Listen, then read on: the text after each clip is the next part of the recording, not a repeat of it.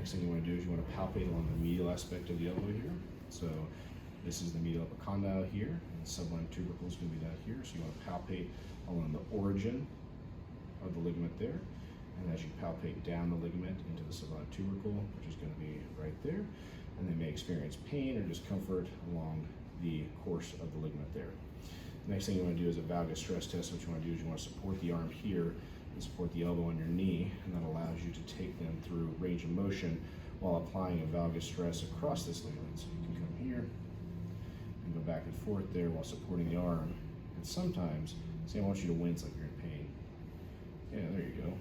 You can tell that he has an insufficient ulnar ligament.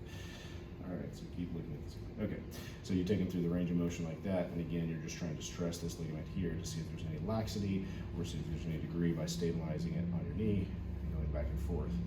The next thing you want to do is test the ulnar nerve. So the ulnar nerve lives posterior to the medial epicondyle, so you want to put your finger on there, and as you take them through flexion and extension, sometimes you'll feel that snap over the top of the medial epicondyle. That means they have a hypermobile nerve, so you'll take them through that and go back and forth there. You can also palpate along the ulnar nerve to see if they have a positive Tinel sign.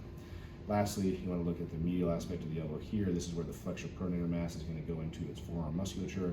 You want to palpate alongside there, which is going to be more anterior than your ligament, which runs down here. You're going to be palpating along the top of those muscles there.